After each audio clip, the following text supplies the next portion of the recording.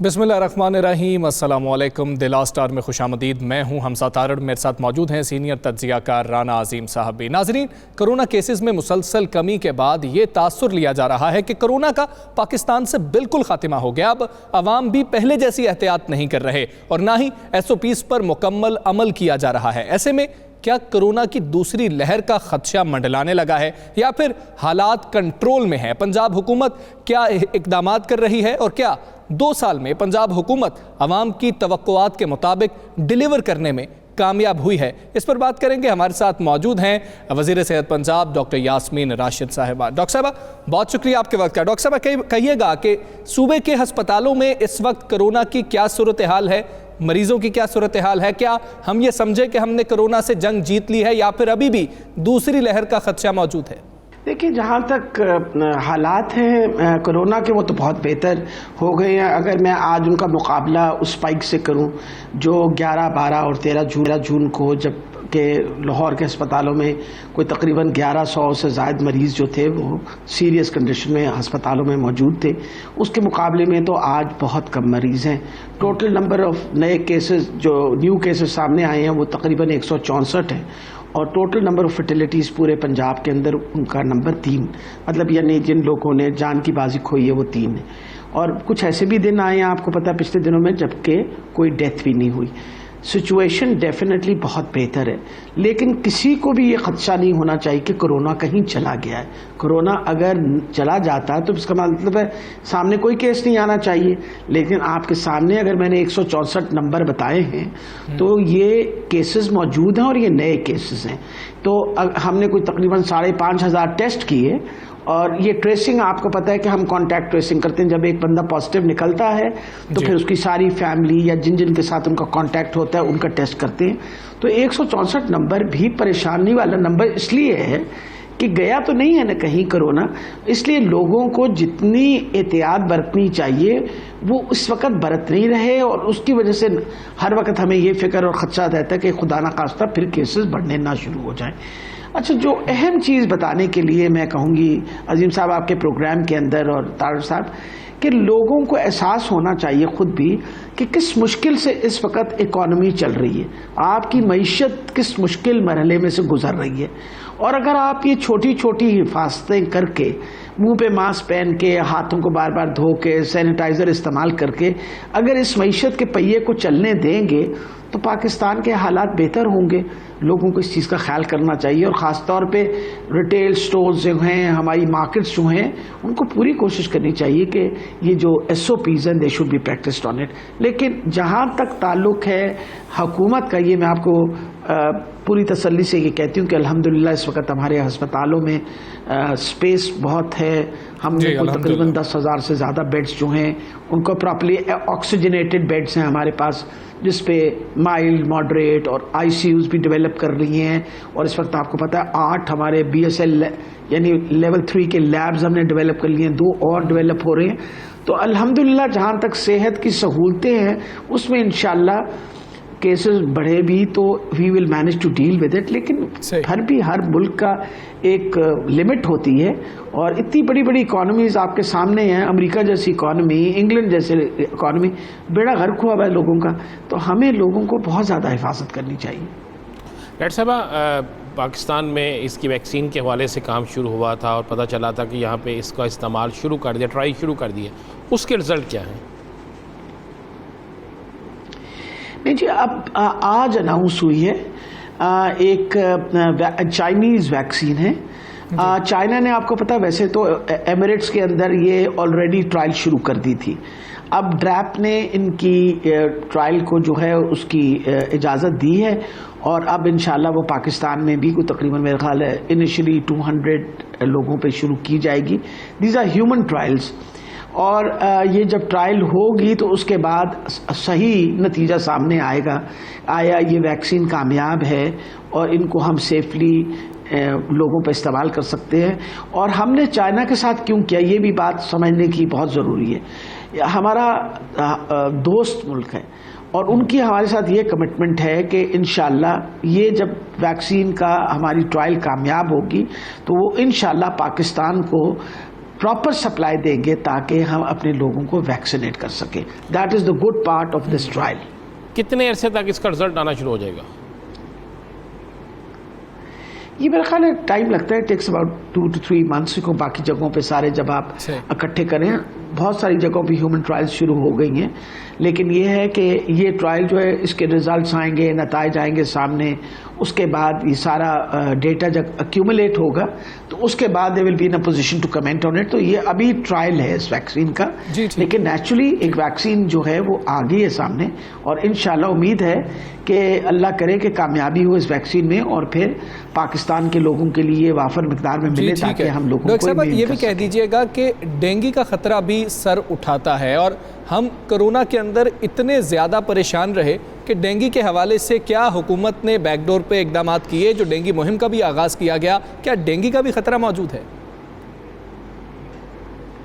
دیکھیں یہ ڈینگی تو آپ کا اینڈیمک ہے نا, آپ کے پاس یہ ڈینگی کا مچھر, اور پھر سب سے بڑی بات ہے یہ تو موجود ہے کہیں. جس طرح میں کہتی ہوں نا کووڈ کہیں نہیں گیا, ڈینگی تو کہیں بھی نہیں گئی.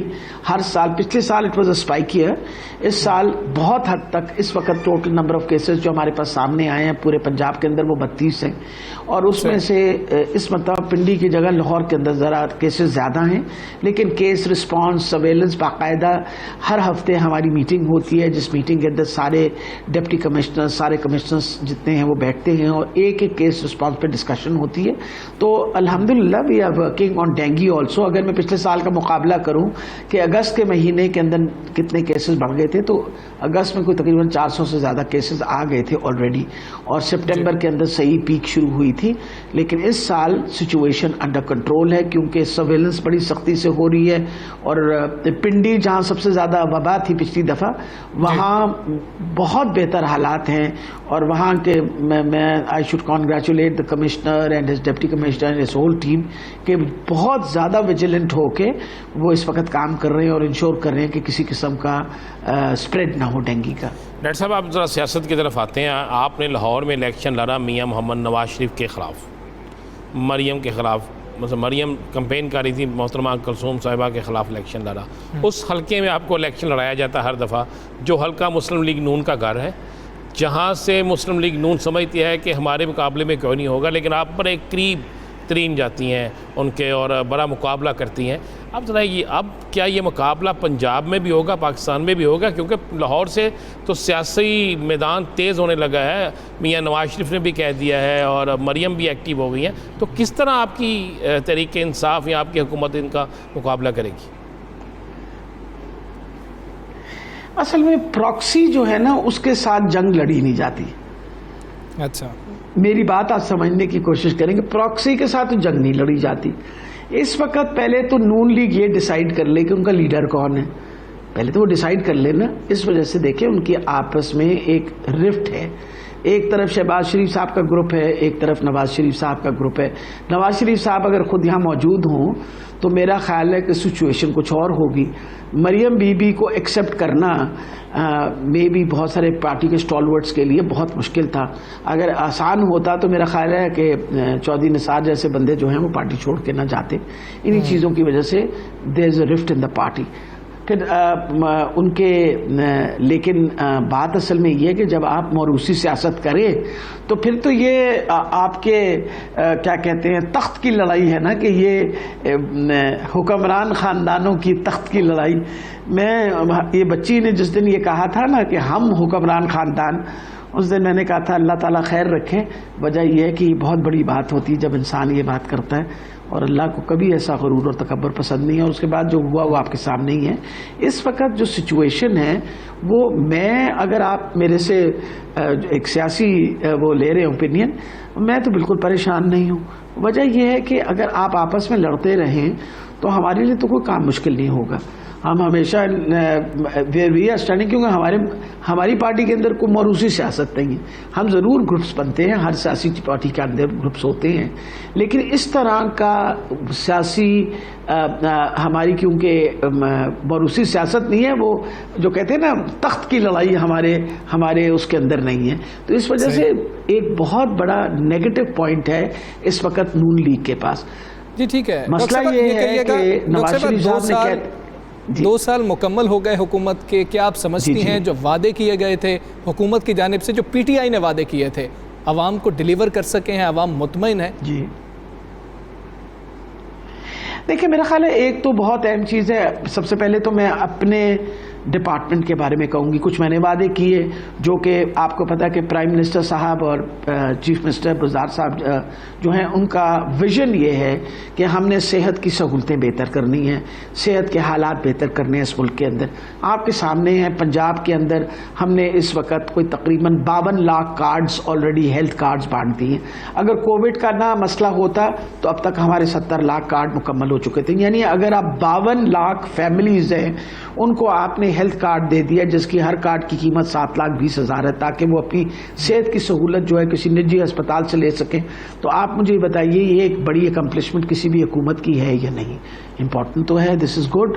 وجہ یہ ہے کہ ہمارے پاس اب جو اسٹیٹسٹکس آ رہے ہیں اس میں اب تک 2-2.5 لاکھ بندوں کے جنہوں نے پہلے آپریشن نہیں کر پا رہے تھے انہوں نے اپنے آپریشن کرا لیے، لوگوں کے علاج ہو رہے ہیں، ڈائلسس ہو رہا ہے، لوگوں کو کسی کے پاس محتاجی کی ضرورت نہیں ہوتی، کسی کے اوپر ڈپینڈنٹ کہ ان کے پاس ایک ہیلتھ کارڈ ہے اور اس کی قیمت بھی یہ ہے کہ کوئی کم پیسے نہیں ہے، 7,20,000 ہے اس کے اندر.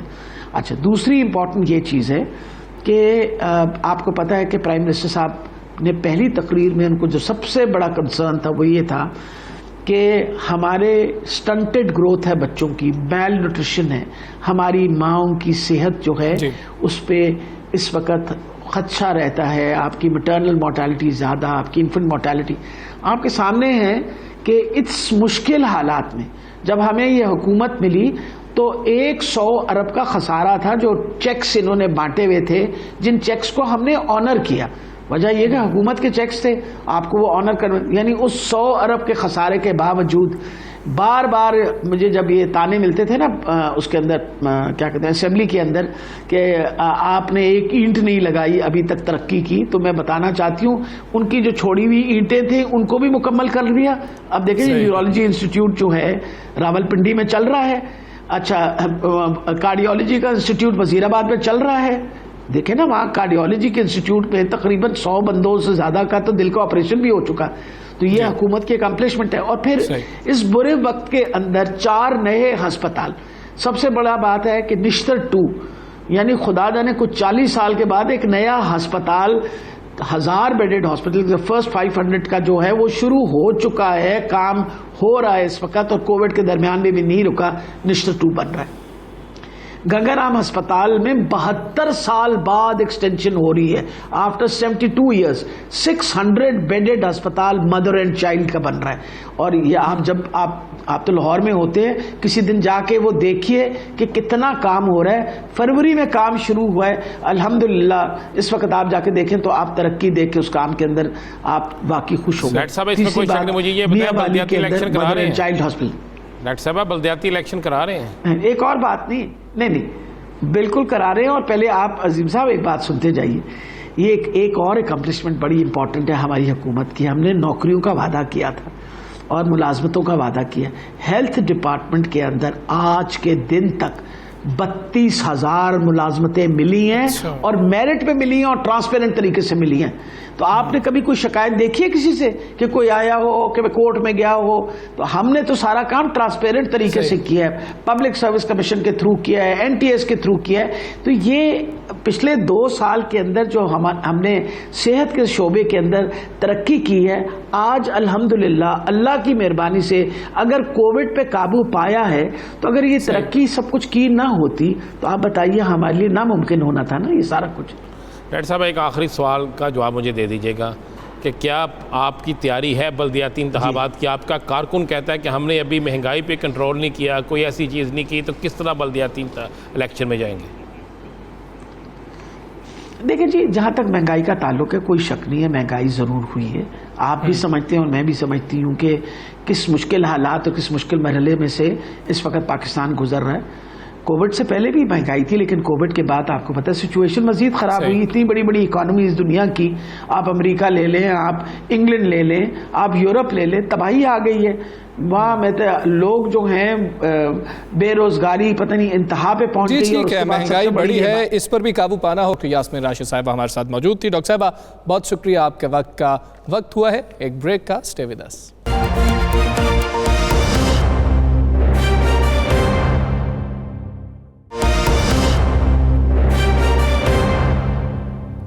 वेलकम बैक नाजरीन। आसिफ अली जरदारी साहब बिल्कुल मंजर से बाहर थे। एक मुद्दत के बाद सियासी तौर पर वो मंजर आम पर नजर आए हैं। आसिफ जरदारी पहले वीडियो लिंक के जरिए और कल खुद चलकर एहतसाब अदालत में पेश भी हुए हैं। आसिफ अली जरदारी की हाजिरी पर बिलावल भुट्टो जो हैं वो हुकूमत और नैब दोनों पर खूब बरसे हैं। सवालात ये उठ रहे हैं कि क्या आसिफ जरदारी अब खुद हुकूमत के खिलाफ मुतहर्रिक होंगे और पार्टी की कमान क्या खुद संभालने जा रहे हैं। एक जानिब तो आसिफ जरदारी की सियासत में दोबारा एंट्री हुई है, तो दूसरी जानिब मौलाना फजलुर रहमान भी नाराज़ हैं। क्या उनको भी मनाया जाएगा? इन तमाम मामलों पर बात करेंगे। हमारे साथ मौजूद हैं पीपल्स पार्टी के सीनियर रहनुमा कमर जमान कारा साहब। कारा साहब, बहुत शुक्रिया आपके वक्त का। कारा साहब, कहिएगा, क्या जरदारी साहब एक बार फिर मुतहर्रिक होने जा रहे हैं सियासत में? क्या पार्टी की कमान वो खुद संभालेंगे?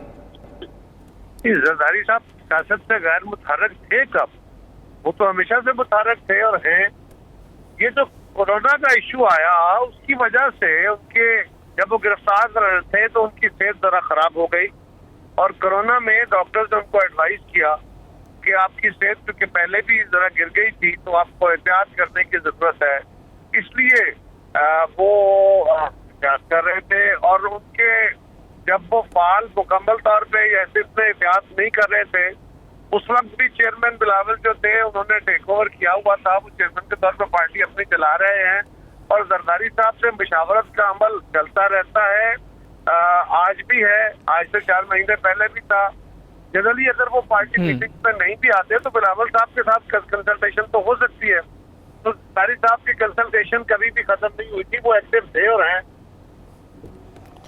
कायरा साहब, आसिफ अली जरदारी साहब की एंट्री बड़ी बिल्कुल अब्दुरुस्त का बीमारी के बाद दोबारा अल्लाह ने सेहत कामला अता फरमाए। आसिफ अली जरदारी साहब सियासत की खेल के वो खिलाड़ी हैं जिनके मतलब कहा जाता है वो किसी वक्त भी किसी का भी पलड़ा बारीक भी कर सकते, उल्टा भी सकते हैं और सीधा भी कर सकते हैं। वो बिल्कुल बहुत से बिखरे हुए लोगों को जोड़ भी सकते हैं। तो जरदारी साहब अब क्या करने जा रहे हैं? देखिए, पहली गुजारिश तो ये है कि जरदारी साहब अपना केस लड़ने जा रहे हैं। सही। दूसरी बात यह है कि एक सियासी जमात के सरबराह के तौर पे, लीडर के तौर पे उन्होंने पाकिस्तान को इस क्राइसिस से निकालने का रास्ता पसंद करना नहीं कर रहे हैं। लेकिन जरदारी साहब की एंट्री नहीं हुई। जरदारी साहब को फोर्स किया है। एक अदालत कह रही है कि आप सैटेलाइट अपना फर्द जुर्म का प्रोसेस हम कर लेते हैं, दूसरी अदालत ने कहा कि नहीं, आपको प्रियातीत होना पड़ेगा। हमारी दरखास्तें मुस्तरद कर दी, हम पेश हो गए। देखिए, पाकिस्तान में ना एक अजीब बात है, वो पेश हो गए, हमने कहा जी आपकी अदालत का हुक्म पूरा हो गया, अगली पेशी से माफी दे दें। अदालत ने फरमाया नहीं, 9 तारीख का फिर आए, हम फिर आ जाएंगे। लेकिन सवाल ये है कि एक साबिक सदर, उन पे इल्जाम क्या है जो इस केस में बुलाया गया था? इससे बड़ा तमस्खर नहीं है कोई। आप जरा गौर कीजिए, तोशाखाना केस क्या है? पाकिस्तान में एक कानून है, एक रवायत है कि जब कभी पाकिस्तान के सरबराह ममलकत या सरबराह हुकूमत यानी वज़ीर आज़म या सदर या वज़रा बैरूनी ममालिक सरकारी दौरे पे जाते हैं तो उनको कोई गिफ्ट वहां से मिलता है। क्या यहाँ आए हुए गैर मुल्की मेहमान अगर सदर को, वज़ीर आज़म को मिलते हैं, उनको कोई गिफ्ट देते हैं, तो वो जो गिफ्ट होते हैं वो तोशाखाना नामी एक ऑफिस है, वहां जमा करा के जाते हैं। और जिसको वो गिफ्ट मिलता है सिर्फ वो बंदा, हर कोई नहीं। यदि सदर को गिफ्ट मिला और सदर अगर ये कहते हैं कि ये गिफ्ट मुझे दे दिया जाए, तो उसका कानून है कि आप जो वजारत की कमेटी है वो कमेटी उसकी प्राइस असेस करती है और उस प्राइस के ऊपर वो चीज उनको प्राइस लेके दे दी जाती है। वो कीमत यकीनन कम होती है, कीमत बाजार की नहीं होती। यानी एक अगर लाख रुपए की चीज है और मैं 50,000 में अगर कहता हूँ कि मुझे दे दी जाए और 50,000 कीमत होती है, तो अगर लाख की लेनी हो तो फिर मैं मार्केट से ले लूं और वो गिफ्ट भी मुझे मिला हुआ है। ज्यादा ये ट्रेडिशन है और ये सिर्फ जरदारी साहब ने अवेल नहीं की फैसिलिटी, इनसे पहले कई सदूर और कई वज़ीर आज़म अवेल कर चुके, मियां साहब भी कर चुके, बाकी कर चुके। अब सवाल ये है कि इसके ऊपर क्या हो सकता था? प्रोसेस हो गए, 2 गाड़ियां उनको मिली थी, उन्होंने कहा ये गाड़ियां मुझे दे दी जाए। प्रोसेस हुआ अकॉर्डिंग टू रूल्स, उसकी असेसमेंट हुई, वो जो प्राइस या उसकी ड्यूटी थी वो पे कर दी गई। अब अर्ज ये है कि ज्यादा से ज्यादा नैब क्या कह सकता था? असूल ये था, वो कहते कि जी सर जी आपने 4 करोड़ जमा कराया है, نہیں آپ نے 6 کروڑ کا بینیفٹ کیا 6 کروڑ روپے اور دے دیں. صحیح. وہ تاکہ عدالت میں کہتے جی میں نے نہیں دینا, میرا حق نہیں بنتا, عدالت فیصلہ کرتی, جو بھی فیصلہ ہوتا ہو جاتا. گاڑیاں پاکستان میں ہیں, بندہ پاکستان میں ہے, کوئی پیسہ نہیں ہے جو وہ کھا گیا, کوئی فراڈ نہیں ہے جو کوئی کر گیا. اب اس کے اوپر ان کو بلا لیا توشہ خانہ میں. لیکن ایٹ دا سیم ٹائم ایک اور دلچسپ بات ہے جو اس سے بڑی ہے, لیکن وہ اس کے بارے میں کوئی چھوٹی سی گزارش کرتا ہوں رانا صاحب کہ ایک سابق صدر اور بھی ہیں. ان سابق صدر پہ الزام ہے کہ انہوں نے پاکستان کا آئین توڑا, غداری وطن, ان کے اوپر غداری کا مرتکب ہونے کا الزام ہے. سچا ہے جھوٹا ہے کیا ہوگا مجھے نہیں پتا, لیکن الزام یہ ہے, مقدمہ یہ ہے, ان کے اوپر لوگوں کے قتل عام کا مقدمہ ہے. وہ صاحب اپنے گھر سے عدالت کو جاتے ہوئے ہسپتال پہنچ جاتے ہیں, وہاں بڑے ٹھاٹ سے رہتے ہیں پورے اسٹیٹ کے طور پہ, اور وہاں سے وہ دبئی چلے جاتے ہیں. اور دبئی کی جی بالکل قاہرہ صاحب, سب کا احتساب ہونا چاہیے. مجھے نا آدھا 1 منٹ برداشت کریں. اور جی جی نہیں کریں, بتائیں بالکل کریں. وہ جو صاحب ہیں ان کی جو وہاں مصروفیات ہیں ان سابق صدر صاحب کی, وہ سارا عالم جانتا ہے, پاکستان سارا جانتا ہے. ان کو تو کوئی نوٹس نہیں ہے, ان کے لیے ریڈ وارنٹ نہیں ہے ان کو گرفتار کرنے کا, جن پہ غداری کا مقدمہ ہے. اور اس صدر پہ توشہ خانہ کیس میں عدالت کہتی ہے یہاں پیش ہو.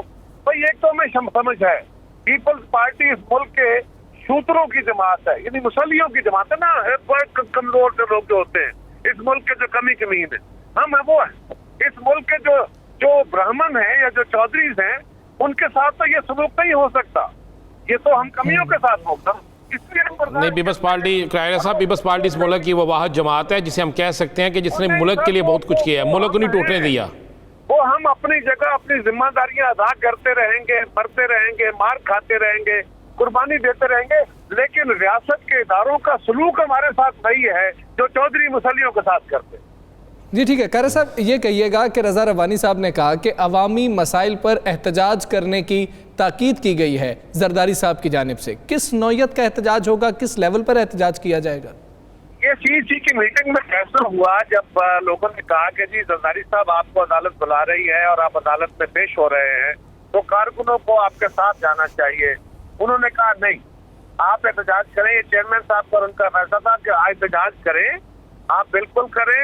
مہنگائی کے خلاف, بے روزگاری کے خلاف, 18ویں ترمیم کے اوپر ہونے والے حملوں کے خلاف, NFC کے اوپر ہونے والے حملوں کے خلاف, اس ملک کے خارجہ پالیسی کے فیلئر کے خلاف, جو ملک کے اندر تنگی ہو رہی ہے اس کے خلاف آپ ضرور احتجاج کریں حکومت کے خلاف. لیکن مجھے اپنے کیس لڑنے دیں, میں اپنے کیس خود لڑوں گا. میں عدالتوں سے نہیں لڑتا, میں اپنے کیس لڑتا ہوں. یہ پیپلز پارٹی کی ہسٹری ہے, ہم عدالتوں سے نہیں لڑتے. گلے ہمارے ہیں, ہمارے قتل بھی عدالتوں نے کیے ہیں, یہ بھی ہے, ہمارے ساتھ زیادتیاں بھی ہوئی ہیں, لیکن ہم گلے بھی کرتے ہیں, لیکن اپنے مقدمے عدالتوں کے اندر جا کے لڑتے ہیں, ادب سے, عدالتوں سے نہیں لڑتے. قاہرہ صاحب, آنے والے دنوں میں APC, پہلے بھی آپ سے سوال کرتے رہے پروگراموں میں, APC جو ہے وہ لیٹ ہوتی جا رہی ہے, بالکل لیٹ ہوتی جا رہی ہے, اور وہ متحدہ اپوزیشن کا اتحاد جو ہے وہ بالکل پیچھے جاتا جا رہا ہے. کون کس کا ذمہ دار ہے؟ دیکھیے رانا صاحب, پہلی گزارش بڑی آپ نے درست رائے ہے کہ APC بہت لیٹ ہو گئی. بالکل ہوتی جا رہی ہے, نہیں ہو گئی ہے, یہ آپ نے ٹھیک کہا. لیکن اب دیکھیے کہ APC کیوں, اس سے پہلے بھی APCs ہوئی, ہم نے ان APCs میں مختلف ایشوز کے اوپر, وہ کشمیر کا ایشو تھا, وہ اکانومی تھی یا باقی ایشوز تھے, گورننس تھی, اس کے اوپر ہم نے گورنمنٹ کو مجبور کرنا چاہا, گورنمنٹ کو اپنی رائے دینی چاہیے, پریشر بلڈ کیا کہ گورنمنٹ اپنا سمت درست کر لے, اور گورنمنٹ کے جو حواری ہیں وہ بھی اپنے آپ کو جو ہے اپنی الائنمنٹ درست کر لے. ایک کوشش ہوتی ہے نا جمہوری رنگ میں رہتے ہیں, یہ باتیں اپنی جگہ ہم گورنمنٹ گراہک کی کوشش نہیں کر رہے تھے. اب پاکستان کا بندہ تنگ ہے, ایک فرض تنگ ہے, ایک جماعت کہتی ہے کہ حکومت کو چلے جانا چاہیے. اس کا رہنا اس ملک کے لیے اب اچھا نہیں ہے. جتنے دن یہ رہیں گے لوگوں کی زندگی میں تنگیاں اور پاکستان کو کمزور کرتے رہیں گے. لہٰذا یہ طے ہو گیا کہ اب اس کو جانا چاہیے. جانا کیسے چاہیے؟ ایک جمہوری رنگ میں. اس کے لیے کوئی ایک جماعت اکیلے کچھ نہیں کر سکتی. ایک پیپلز پارٹی نے یہ سمجھا, ہمارے چیئرمین نے کوشش کی کہ یہ بجٹ سے پہلے ہم متبادل بجٹ کے طور پہ گورنمنٹ کو اپنی تجاویز دیں. हम APC नहीं कर सकते, कोविड था, शहबाज शरीफ साहब बाहर से फिर आए तो वो बीमार हो गए। हम चाहते हैं कि लीडर ऑफ द अपोजिशन एक बड़ा होता है, वो इसको लीड करें।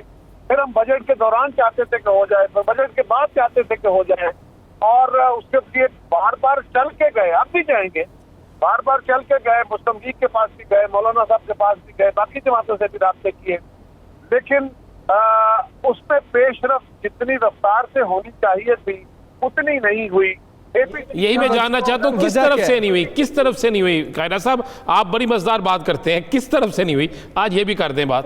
गुजारिश ये है कि देखिए ना, कुछ मसले की बातें होती है ना राना साहब, वो कहते हैं ना, है कुछ ऐसी ही बात जो चुप हूँ, वरना क्या बात कर नहीं आती। ठीक है कायरा साहब, ये कह दीजिएगा कि आज वफाकी वज़रा ने प्रेस कॉन्फ्रेंस की, उन्होंने कहा कि वज़ीर आज़म इमरान खान क्रीज पर सेटल हो चुके हैं, अब लंबी इनिंग्स खेलने जा रहे हैं। क्या आप भी समझते हैं लंबी इनिंग्स खेलेंगे, 5 साल पूरे करने जा रहे हैं? वफाकी जो हुकूमत है वो तो बहुत मुतमईन है। देखिए, हुकूमत तो हमेशा यही कहती है ना कि हमें कुछ नहीं हुआ। हमारी हुकूमत 2002, 2008, 2013 एक वक्त आया, हमारे साथी हमें छोड़ गए और हम अक़लीती हुकूमत हो गए। उस वक्त भी हम बिल्कुल मसला अपने दिखा के कहते थे हमें कुछ नहीं होगा, हालांकि हमारे पास 130 मेंबर थे। तो गवर्नमेंट हमेशा यही कहती है कि सब अच्छा है, कुछ नहीं होगा। वज़रा यही कहेंगे कि सिर्फ वो शेर है कि सुन्नतों से इस्लाम है तेरा फसाना क्या, कहती है तुझे खुद सदाए बांधा क्या। आप अपने स्टूडियो में बैठे हुए हैं, इस आपके कैमरा मैन है, ये बैक स्टेज पे जो लोग करके काम कर रहे हैं, इनको बुला के पूछ लीजिए कि हुकूमत के हालात क्या है और हुकूमत कितने काम कर रहे हैं, लोगों की जिंदगी में कितनी आसानियां हैं, फैसला हो जाएगा।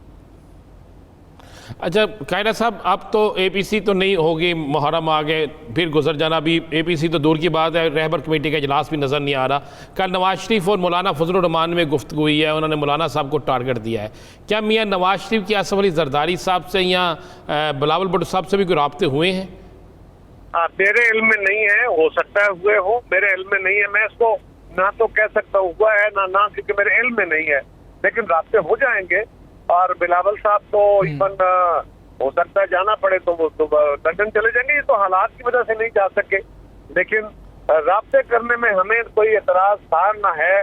हमने तो कोशिश की है और हमें तवक्को है कि सारी जमातें हमारा साथ देंगी, लेकिन राना साहब अगर बाकी जमातें या किसी एक जमात से साथ किसी वजह से, देखिए जो कि हमें तवक्को नहीं है देंगे, लेकिन न भी दें तो पीपल्स पार्टी जिस मामले को सियासी तौर पे दुरुस्त समझती है वो रास्ता इख्तियार किए रहेगी, वो अवाम के पास जाएगी, अवाम को जाके अवाम के दरवाजे खटखटाएगी और बताएगी कि ये हुकूमत अगर रहेगी तो आपके लिए बहुत नुकसान है। और इस अवामी दबाव के तहत बाकी जमातें भी चलेंगी और अल्टीमेटली इस हुकूमत को जाना होगा। तो हम ये कह सकते हैं कि बिलावल भुट्टो जरदारी साहब इस मुतहिदा पोजीशन को मुतहिदा रखने के लिए या करने के लिए जब भी कोई ऐसा वक्त आता है तो वो मियां नवाज शरीफ से मिलने लंदन भी जा सकते हैं। कोई इसमें भी कोई मजाका नहीं होगा मेरी तरफ से, बिल्कुल जी ठीक है। कायरा साहब ये कह दीजिएगा, बिलावल साहब ने ये कहा कि धमकियां मिल रही हैं, दबाव डाला जा रहा है, अगर पूरे ख़ानदान को भी गिरफ्तार कर लिया तब भी 18वीं तरमीम पर अपने मौक़िफ़ से पीछे नहीं हटेंगे। क्या कुछ सेंस कर रहे हैं वो कि कुछ मजीद गिरफ्तारियां हो सकती हैं, कोई खतरा है? देखिए, बात गिरफ्तारियों की नहीं, गिरफ्तारी को उन्होंने सेंस में कहा ना, जो चाहे कर ले। सवाल ये है कि उसके साथ क्वालिफायर ये था कि 18वीं तरमीम पे कंप्रोमाइज नहीं होगा। अब 18वीं तरमीम है क्या? 18वीं तरमीम आईने पाकिस्तान है। 18वीं तरमीम में आप कोई एक अलग डॉक्यूमेंट तो नहीं है ना, आप तो आइन का हिस्सा है। आइन के उन तरामीम में जो हमने की थी उसमें डेवोल्यूशन ऑफ पावर है। आइन पाकिस्तान वो डॉक्यूमेंट है जिस असलूब के तहत आप सियासत को चलाएंगे तो आप पाकिस्तान को बेहतर पाकिस्तान बना पाएंगे, वरना आप मार्शल लॉ लगा के देख चुके। बेआइन सरजमीन को जब चलाया मुल्क टूटा, मुल्क कमजोर हुआ, मुल्क के हालात खराब हुए। अब आपने इस पे कंसेंसस हो गया, अब आप छेड़ना चाहते हैं किस चीज को। हमने उसमें क्या किया? हमने सूबों को एम्पावर किया। हमने वो वादे जो जुल्फ़िकार अली भुट्टो शहीद से पहले कायद-ए-आज़म रहमतुल्लाह अलैह के साथियों ने पाकिस्तान के लोगों और इस मफाद के यूनिट से किए, कौमियतों से किए, कि एक कौम का इशू नहीं था, ये कौमियतों के नारे थे। सभी से कहा गया कि आपके साथ ये सलूक होगा बंगाली पाकिस्तान और मुस्लिम बनाने वाले थे, क्यों हमसे अलग हुए थे? उनसे प्रॉमिसेस फुलफिल नहीं हुए। आज भी प्रॉब्लम यही है, जो कायदा आज़म ने वादे किए थे वो पूरे ना हुए तो क्या हुआ, उनको तकमील तक पहुंचाया जब कर्नल भुट्टो शहीद ने 1973 के आइन में वो रास्ते तय कर दिए, तहफ़्फ़ुज़ात दे दिए। जब 1973 के आइन को फर्दर ख़राब किया गया और पाकिस्तान फिर दोबारा दहशतगर्दी, इंतहा पसंदी और सूबाई असलियत का शिकार हुआ, अलग की पसंदी के नारे लगे, फिर हमने 18वीं तरमीम के जरिए सारी जमातों को इकट्ठा किया और इत्तेफाक राय से हमने दोबारा कौमों के साथ किए हुए उन वादों की तायीद की, उनको तहफ़्फ़ुज़ दिया आइन में, और पाकिस्तान एक स्टेबल मुल्क बना। आप याद कीजिए 2010 से पहले, 18वीं तरमीम से पहले बलूचिस्तान का क्या हाल था, गिलगित बल्तिस्तान का क्या हाल था। कौम परस्ती अरूज पे थी, हमने उस कौम परस्ती से उसके नारे छीने हैं। जी ठीक है, पीपल्स पार्टी का मौक़िफ़ यही है कि 18वीं तरमीम पर बिल्कुल भी कॉम्प्रोमाइज़ नहीं आएगा। कैरा साहब हमारे साथ मौजूद थे, आपका बहुत शुक्रिया। वक्त हुआ है ब्रेक का, स्टे विद अस।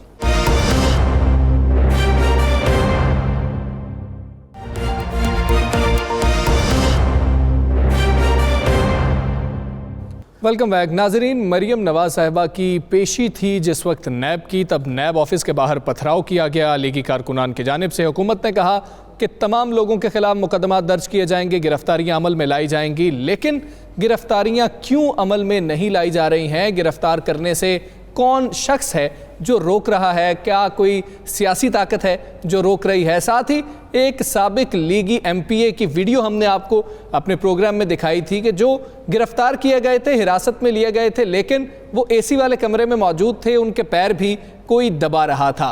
उनके पीछे कौन था? उनको ये प्रोटोकॉल किसने दिलवाया था? और क्या उनको थाने में रखा गया था पुलिस की जानिब से या कहीं और रखा गया था? राना साहब से जानेंगे। राना साहब, वो लीगी MPA जो साबिक हैं, उनको क्या पुलिस ने थाने में रखा था? उनको इतना प्रोटोकॉल किसके कहने पे दिया गया? देखिए हमजा, यही बात हमने पहले भी की और हमजा हमने सामने लेकर आए। और बदकिस्मती देखें इस मुल्क की कि मतलब इस पाकिस्तान की वो पुलिस जिसको बेइंतहा खराज अक़ीदत भी पेश किया जाता है। पंजाब के अंदर वो IG है जो इंतहाई मेरिट पे काम करता है, बेहतरीन पुलिस अफसर यहाँ मौजूद हैं। लेकिन मज़े वाली बात है कि जब ये हमला होता है नैब के दफ्तर पे, सारा कुछ होता है, तो एक एप्लीकेशन आती है जिस पे 100 से ज़ायद लोगों पे मुकदमा दर्ज होता है। 300 ज़ायद लोग ऐसे हैं जो नामालूम होते हैं, ये मुकदमा दर्ज हो जाता है। अब जो पकड़े गए उनमें से जो आम कारी है उसके साथ क्या हुआ वो सबने देखा।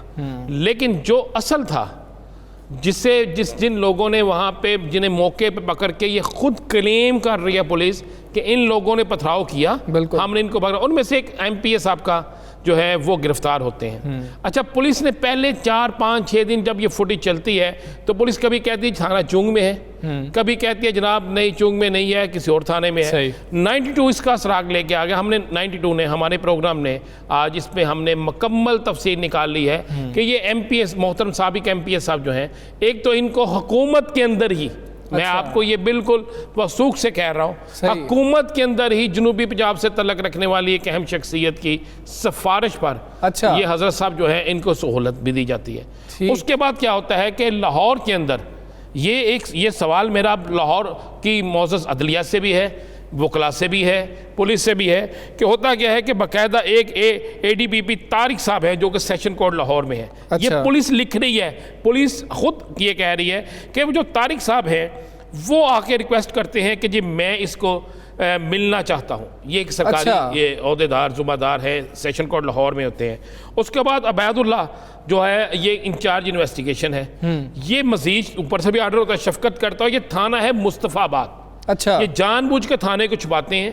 थाना मुस्तफ़ाबाद में इस बंदे को निकाला जाता है। तो इस बंदे की डिमांड क्या होती है?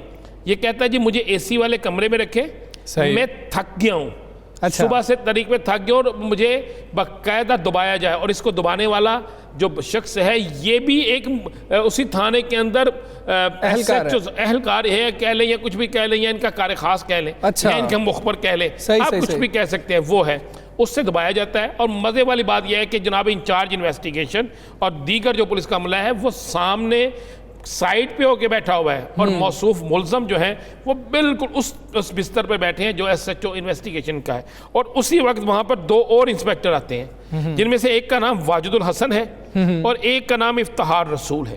اچھا، اب مجھے بتائیں کہ جب وہاں پر ایک اے ڈی بی پی طارق جو سیشن کورٹ میں تعینات ہے یہ آتا ہے اور اس کے بعد حکم ملتا ہے کہ اس کو کوشش کریں میڈیا سے بھی چھپا کے رکھیں، اچھا، اور پھر یہ موصوف کیا کرتے ہیں، یہ جو تصویر آئی ہے نا یہ بھی یہ موصوف اتارتے ہیں، اترواتے ہیں، یہ کہتے ہیں جناب میری تصویر بناؤ کہ میرا اور ٹشن چیک میرے کریں۔ حلقے میں بھیجو اور اچھا۔ جا کے بتاؤ کہ میں کتنا پاورفل ہوں، کہ میں صحیح۔ نیب کے دفتر پہ حملہ بھی کرتا ہوں، میں موجودہ حکومت کو گالیاں بھی نکالتا ہوں، میں پولیس والوں کو زخمی بھی کرتا ہوں، سیاسی فائدہ بھی مل جائے، سیاسی فائدہ ملتا ہے۔ صحیح۔ اب اس ساری کہانی کے میں چھپایا کیوں گیا، پنجاب کی اہم شخصیت نے آخرکار کیوں اس کے لیے سفارش کی، اور اس کے بعد آج کے دن تک سٹل آج کے دن تک جن لوگوں نے یہ پروٹوکول دیا ان کے خلاف کارروائی اس لیے نہیں ہوئی کہ ان افسران نے کہا جناب اگر ہمارے خلاف کارروائی ہوگی تو ہم بتا دیں گے ہمیں حکم کہاں سے ملا۔ اچھا، یہ اگر یہی معاملہ تھا تو پھر کیا نیب کے دفتر پر ہونے والا حملہ پری پلانڈ تھا؟ کیا شامل تھے سب؟ کیا پھر بالکل کیا شامل تھے، اور کس چیز سے توجہ ہٹانے کی کوشش تھی؟ صحیح۔ اور کیا پھر حکومت کے اندر کوئی ایسے لوگ موجود ہیں جو محترمہ کو سپورٹ کرنا چاہ رہے ہیں، جو مسلم لیگ نون کے ہمدرد ہیں؟ یا پولیس میں کچھ ایسے لوگ؟ یا پولیس کے اندر کوئی ایسے لوگ ہیں؟ یہ تو ایک سوالیہ نشان تھا، انہوں نے چھپانے کی کوشش کی۔ ہم نے تھانہ بتا دیا مصطفیٰ آباد، ہم نے بتا دیا سیشن کورٹ کا کون سا افسر تھا، ہم نے بتا دیا 3 کون سے پولیس انسپیکٹر تھے جو ہیں، اور مزے والی بات ہے اس رات پوری جو بیچارہ ایس ایچ او وہاں پہ عبید اللہ جو انچارج انویسٹیگیشن تھا اور باقی تھا وہ اے سی کے بغیر سویا ہے۔ اچھا، بیچارے سارا دن مشقت کرتے ہیں، اور یہ موصوف جو ہیں یہ نہ صرف اے سی والے کمرے میں سوئے ہیں بلکہ جب عدالت میں پیش کرنے کے لے کے گئے ہیں تو انہیں پولیس کی گاڑی میں لے کے نہیں گئے۔ اچھا، ان موصوف کس گاڑی میں لے کے گئے؟ ان کو پرائیویٹ گاڑی میں لے کے گئے ہیں۔ اچھا، ہو سکتا وہی گاڑی ہو جس سے پتھر آئے ہوں، ہو سکتا کوئی اور گاڑی ہو، تو یہ ایک ایسا راز تھا جس کو چھپانے کی کوشش کی جا رہی تھی پہلے۔ اور مزے والی بات کو بات بتاؤں، ایک روز یہ چند روز قبل نا چونگ تھانے کا عملہ بدل گیا، تبدیل کر دیا گیا، ایس ایچ او معطل کر دیا گیا، انویسٹیگیشن انچارج تبدیل کر دیا گیا، تو یہ تاثر دینے کی کوشش کی کہ اعلیٰ افسران نے بڑا ایکشن لیا ہے۔ یار یہ تو تھانہ ہے ہی نہیں، وہ یہ تھانہ مصطفیٰ آباد ہے۔ صحیح۔ اور وہاں پہ طارق صاحب جو ملنے آئے ہیں اس سے پوچھنا چاہیے سیشن جج صاحب کو، اس سے پوچھنا چاہیے ہائی کورٹ کی اعلیٰ انتظامیہ کو، اس سے پوچھنا چاہیے باقاعدہ باقی لوگوں کو جو متعلقہ ہیں، اور ان 3 پولیس افسران جو ہیں ان سے بھی پوچھنا چاہیے کہ آپ ایک ملزم کو نیب پر حملہ کرنے والے کو کیوں ملنے آئے، اور حکومت پنجاب کہاں ہے، وزراء صاحبان جو ہیں وہ کہاں موجود ہیں حمزہ کے، انہوں نے اب تک اس پر کیوں نہیں ایکشن لیا؟ ٹھیک ہے عرحان صاحب، یہ تو بڑے خاص آدمی تھے، یہ تو پہلے دن جب ہم نے یہاں پر تصویر دکھائی تھی تو پتہ لگا خاص آدمی، لیکن جو عام لوگ تھے جو پتھراؤ کر رہے تھے ان کی گرفتاری کیوں نہیں ہو رہی؟ ان کی گرفتاری سے کون روک رہا ہے؟ وہی روک رہا ہے جنہوں نے جو چاہ رہے ہیں کہ جناب بس یہ معاملہ اسی طرح رہے۔ بات سنیں میری، ایک عام آدمی نا 5 روپے چوری کا مقدمہ ہو، یا ایک عام آدمی جو ہے وہ پولیس کا اشارہ توڑ کے چلا جائے، ایک عام آدمی کسی عام جگہ پہ پتھر مار دے تو وہ پکڑا نہ جائے، اس کی پوری فیملی اندر ہوتی ہے۔ بالکل ایسے اس میں تو اتنے لوگ نامزد ہیں کہ جو سریعام پھر بھی رہے ہیں، چل بھی رہے ہیں، یہاں تو اب یہ پرچہ جھوٹا ہے، اگر یہاں تو یہ پرچہ ایف آئی آر جھوٹی ہے، ان پہ بھی ایف آئی آر ختم ہونی چاہیے، اور اگر یہ ایف آئی آر سچی ہے تو پھر ان کی گرفتاری سے کیوں روکا جا رہا ہے؟ بالکل، اور یہ گرفتاری سے وہی روک رہے ہیں جن لوگوں کے کہنے پہ پروٹوکول دیا گیا۔ بالکل ٹھیک ہے، یہ پنجاب حکومت کے ریٹ کا سوال بھی ہے کہ کون پروٹوکول دے رہا ہے اور کس کے خلاف کارروائی کی جا رہی ہے، کس تھانے میں اس شخص کو رکھا گیا تھا اور کس تھانے کے جو عملے کو تبدیل کر دیا گیا ہے۔ کچھ مزید ایشوز پر بھی بات ہوگی ایک بریک کے بعد۔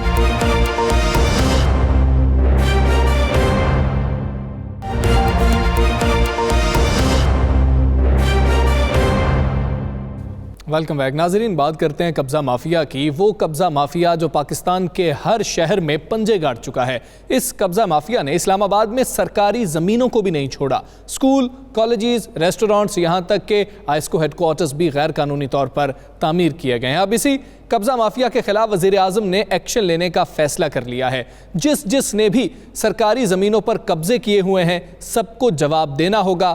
قبضہ مافیا کے خلاف نہ صرف کارروائی ہوگی بلکہ فوجداری مقدمات بھی درج کیے جائیں گے۔ اس پر بات کریں گے بیورو چیف اسلام آباد سہیل اقبال بھٹی ہمارے ساتھ موجود ہیں۔ بھٹی صاحب بہت شکریہ۔ بھٹی صاحب کہیے گا کہ سرکاری اراضی پر قبضہ کن لوگوں نے کیا ہوا ہے؟ اب یہ جو فوجداری کا نظام ہے اس میں کیا ترمیم لائی جا رہی ہے؟ اس ترمیم سے فائدہ کیا ہوگا؟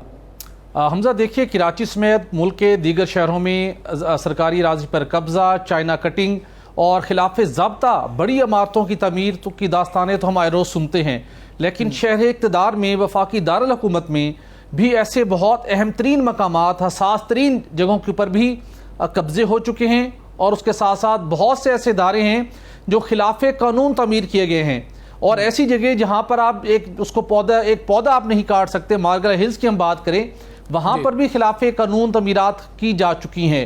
یہ معاملہ یہ ہے جو ہمیں دی لاسٹ آور کو ایکسکلوسیولی موصول ہونے والی دستاویز ہیں، یہ معاملہ وزیر اعظم کے سامنے اس وقت پہنچا جب راول ڈیم کے کنارے تعمیر ہونے والے ایک کلب سے متعلق رپورٹ مانگی گئی۔ اس سے دوران پتہ چلا کہ یہ معاملہ تو صرف یہاں تک نہیں بلکہ بہت سے اور جگہوں پہ پھیلا ہوا ہے۔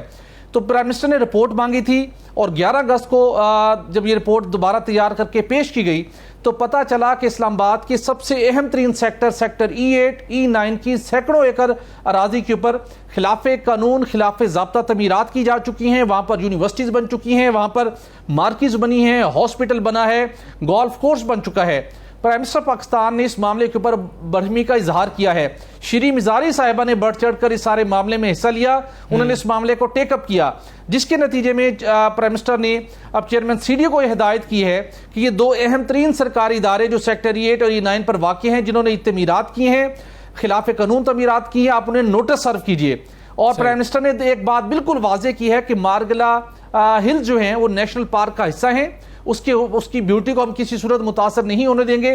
وہاں پر گولف کورس بھی بنایا گیا ہے تو اس کی اجازت نہیں دی جا سکتی، اور اس کے ساتھ ایک جو دامن قوم ایک ریسٹورنٹ بنایا گیا، اس کے حوالے سے بھی برہمی کا اظہار کرتے ہوئے کہا گیا چیئرمین CDO کو کہ اس معاملے کی انکوائری کریں، اگر خلاف ورزی ثابت ہوتی ہے تو آپ ضابطہ فوجداری کے تحت کارروائی کریں گے۔ پنڈت صاحب، کتنا رقبہ بنتا ہے اسلام آباد کے اندر اور اس کی کتنی مالیت بنتی ہے جس پہ قبضہ ہو چکا ہے؟ چیئرمین CDO نے جو رپورٹ پیش کی، 17,000 کنال انہوں نے واگزار کروائی ہے، جس کی 403 ارب روپے جس کی مالیت ہے، اور اس کے ساتھ ساتھ اسلام آباد کی حدود میں پنجاب حکومت کی ہزاروں کنال اراضی ہے جس کے اوپر فارسٹ ڈپارٹمنٹ کی جس پہ قبضہ ہو چکا ہے، اور پنجاب حکومت اور فارسٹ ڈپارٹمنٹ سویا ہوا ہے۔ یہ وفاقی کابینہ کو بتایا گیا کہ اس میں وفاقی اسلام آباد کی انتظامیہ کچھ نہیں کر سکتی، جو قابضین ہیں پنجاب حکومت نے کبھی کوئی کارروائی کرنے کی، اپنی زمین واگزار کرانے کی کوشش ہی نہیں کی، یا ان کو علم ہی نہیں ہے کہ قبضہ کر لیا گیا ہے؟ دیکھیے یہ کیسے ہو سکتا ہے علم نہ ہو؟ اسی چیئرمین CDO کی رپورٹ کے ساتھ IG اسلام آباد نے بھی رپورٹ پیش کی، جس میں انہوں نے بتایا کہ 7 موسٹ وانٹڈ جو لوگ تھے ان کی توسط سے سینکڑوں کنال اراضی پر قبضہ تھا، اس کے باوجود انہوں نے 1700 کنال اراضی IG اسلام آباد عامر ذوالفقار نے اپنی ٹیم کے ذریعے سے واگزار کروائی ہے۔ اور ان کا یہ کہنا تھا کہ یہاں پر سرکاری افسران کی، سرکاری عملے کی ملی بھگت سے ہاؤسنگ سوسائٹیوں کے لوگوں نے یہاں پر اراضی پر قبضہ کیا ہے۔ پرائم منسٹر نے واضح طور پر ڈائریکشن دی ہے کہ ہم ایک تو ضابطہ فوجداری قانون PPC 488 میں ترمیم کریں گے تاکہ ان کو بھاری جرمانے ہو اور ان کو سخت سزاؤں کا سامنا کرنا پڑے۔